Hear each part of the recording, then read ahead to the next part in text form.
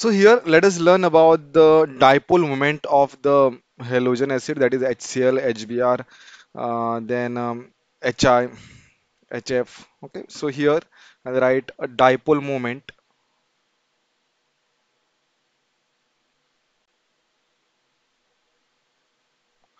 of HF, HCl, HBr and the HI. Now dipole moment is given by mu is equal to distance into charge, right? So if we distance means over here it will be a bond length, right? Bond length is going to increase as we go down the group, and the charge will depend upon the electronegativity.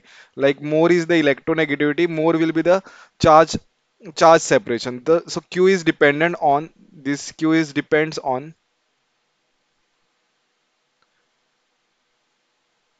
electronegativity.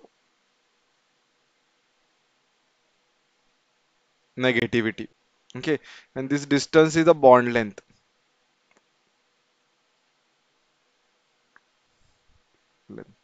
So what happens in this case? Bond length increases and electronegativity decreases, but the dominating factor while calculating a dipole moment is a Q. So Q means it will depend upon the electronegativity, the one which is having the highest electronegativity. Um, so here a fluorine HF, if I consider a HF, then HCl, HBr and a HI, the electronegativity difference will be maximum in the case of this, right? Minus delta means here the fluorine will be highly electronegative. There's a charge separation will be more in the case of HF than compared to the HCl. Then HI will have the least charge separation. So dipole moment, the order of the dipole moment of the hydrides or a binary acids, what we say, it will be maximum for the HF, then for HCl, and the minimum will be for the HI. Now next is melting point.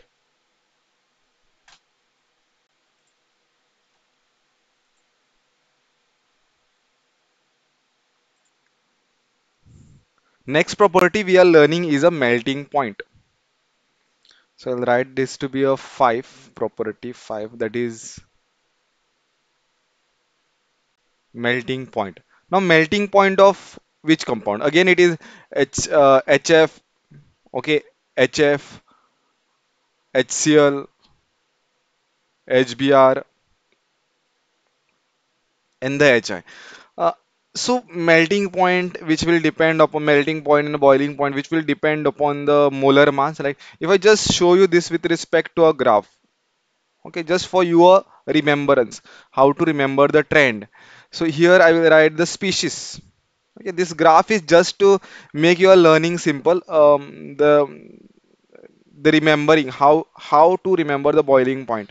So I will write here, this is, sorry, how to remember a melting point. Melting point increases, this is the highest value of the melting point, and in this direction it increases. So let's say it will depend upon the molar mass. So here the HI will have the maximum molar mass, so HI, okay, this is the HI I am writing. Next is HBr. Somewhere here I will write.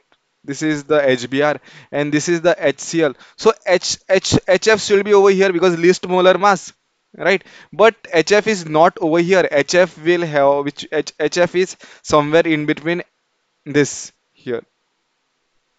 Okay, means HI, then HBr and HCl, then molar mass of HF is not, the melting point of HF is not over here, it is somewhere in between over this HF. The reason of this means how you will write the order, like the melting point, like this is having the maximum melting point.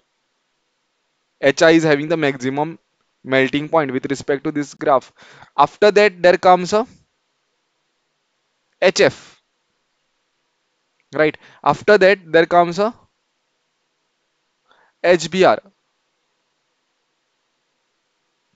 and the least melting point will be of HCl.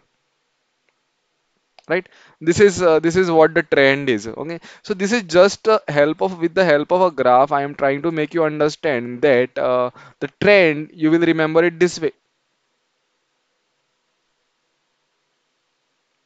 Okay, you can just remember this graph, or on the plots you can remember it this way.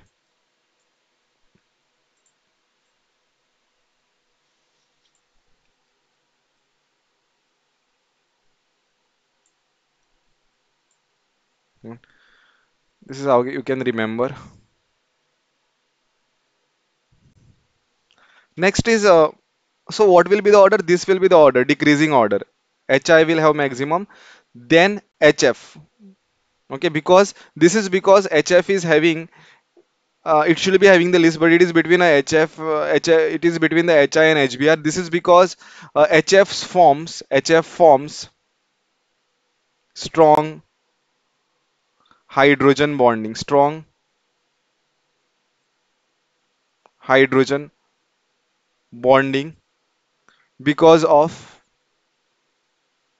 because of high electronegativity.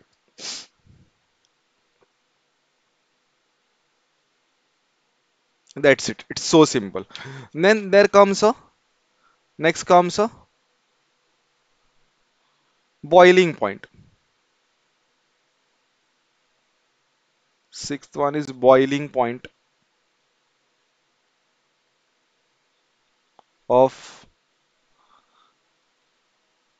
HF, HCl, HBr, and the HI.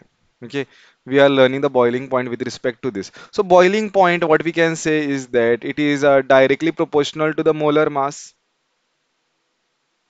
and molar mass is dependent on what? Van der Waals force, right? And Van der Waals force, or what we can say is Van der Waals force is Van der Waals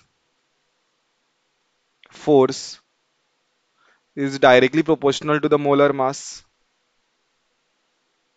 Both of these things are true. So with respect to these things, you can just remember this graph. Okay, top, the maximum molar mass will be of the HI. I can say HI is here. Then it will be HBr, same like a melting point, HBr, and here it is HCl, and still it should be a lower for a HF, but HF is here maximum because it is a melting point and it is maximum. Why? Because it forms the hydrogen bonding. The reason is again same. Okay, so the correct order of writing a melting point, this is a melting point axis. This is HF, right? Highest is for the HF, then next is HI, then HBr, and least will be for the HCl. This is the order. So both the boiling point and the melting points order are done for you. So I'll stop this class here. In next class we'll do with the oxo acids of halogens.